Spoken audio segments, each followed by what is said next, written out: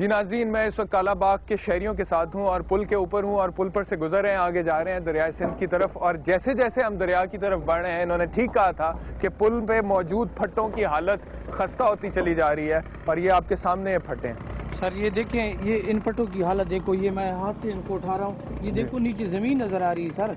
ये तो अभी हम दरिया के पुल के बीच में हम नहीं गए, ये तो शुरू में है सर। देखो, ख्याल से आना सर आपने, ऐसा ना हो कि कहीं आपको कुछ ना हो जाए। हम तो रोजाना आते रहते हैं, हम तो वाकिफ हैं सर कि भाई कहाँ पे हमने पाँव रखना है। सही, हाँ, ध्यान से आना है सर। देख लो सर नीचे क्या देखो नज़र आ रही है ज़मीन। तो ये हालत है सर इस पुल की। बहुत अफसोस हो रहा है, सदमा हो रहा है सर। हम और क्या कह सकते हैं, हम तो रिक्वेस्ट ही कर सकते हैं सर। सही, हमारी ये आवाज़ जो है ना सर, अफसरान वाला तक पहुँचाएं कि हमारे हाल पे रहम करें और हमारा ये जो है ना दरीना मुतालबा जो है ये हल हो जाए सर। नाज़रीन, दरियाए सिंध की तरफ जा रहे हैं और वाकई ही में इनकी बात ठीक थी। आप देखिए कि गैप्स बढ़ते चले जा रहे हैं। ये देखिए, यहाँ पे मैं चल रहा हूँ और चलते चलते मेरे यहाँ पे फट्टे गायब हो गए हैं, देखें। और नीचे अब पानी आपको नजर आ रहा है, आहिस्ता आहिस्ता दरिया यहाँ से शुरू हो रहा है। जी नाज़रीन, वॉक करते हुए हम पुल के दरमियान में जा रहे हैं। एक पहले मैंने आपको जगह दिखा दी जहाँ पर फट्टे गायब हो गए थे, ये दूसरी जगह देख लें। इसी पुल पर दरियाए सिंध के ऊपर मैं आपको दूसरी जगह दिखा रहा हूँ जहाँ पर फट्टे गायब हैं। और इस पुल से ये गरीब लोग रोज़ाना गुजरते हैं, यहाँ से वुज़रा नहीं गुजरते यहाँ से। और आपने देखा अभी कैमरे को झटका लगा, मेरे कैमरामैन जो थे उन्होंने जिस फट्टे के ऊपर अपना पाँव रखा था वो फट्टा एक साइड से नीचे हो गया और वो गिरते गिरते बचे हैं इस वक्त। ये वो हालात हैं जिसके अंदर हम आपके लिए रिकॉर्डिंग कर रहे हैं, लेकिन सिर्फ इस नीयत से कर रहे हैं, हमें किसी किस्म का कोई लालच नहीं है। सिर्फ इस नीयत से कर रहे हैं कि अगर इस प्रोग्राम के तवस्सुत से हुकामे बाला कुछ ख्याल कर लें इन गरीब लोगों का जो यहाँ पे रोजाना खतरों से खेलते हैं, तो इनके लिए एक नया पुल बन जाए और इनकी और इनके बीवी बच्चों की, इनके घर वालों की जानें महफूज हो जाए।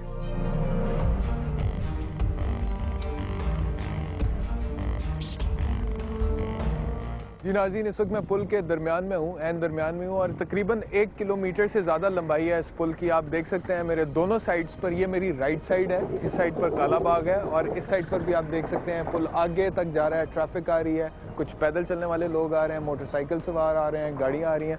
और आप मेरे लेफ़्ट साइड पर देखें तो इस साइड से भी ये पुल उतना ही लंबा है।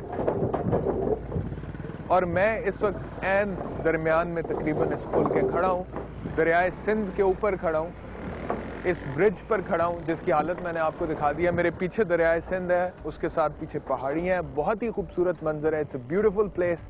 लेकिन इस खूबसूरत जगह पर जितना बदसूरत ये पुल है और जितना बदसूरत ये खेल खेला जा रहा है हुकूमत की गफलत का, हुकूमत की बेहिसी का, हुकूमत की मुजरमाना गफलत का, बल्कि मैं ये कहूँगा ये बिल्कुल एक्सेप्टेबल नहीं है। और लोगों की जानें जो हैं वो किसी तरह से भी ख़तरे से खाली नहीं है। नाज़रीन, जैसा कि मैंने आपको शुरू में बताया था कि कुछ बोर्ड्स लगे हुए हैं, नोटिस बोर्ड्स लगे हुए हैं जिनके ऊपर लिखा हुआ है कि अपनी जिम्मेदारी पर इस पुल को क्रॉस करें और अगर आप इस पुल को इस्तेमाल करते हैं तो किसी तरह से भी ख़तरे से खाली नहीं है।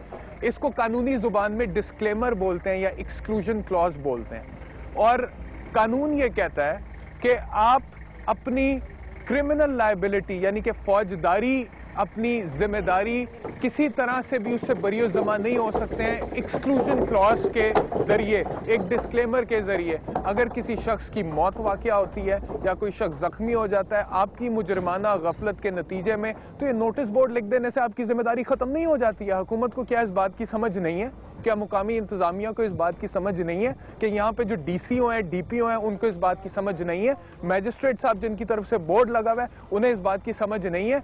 सबको पता है, लेकिन उसके बावजूद ये काम यहाँ पर हो रहा है। DC साहब की क्या जिम्मेदारी है? ये तो आम ने ही जो है ना जुलूस वगैरह निकाल के ही चलवाया है।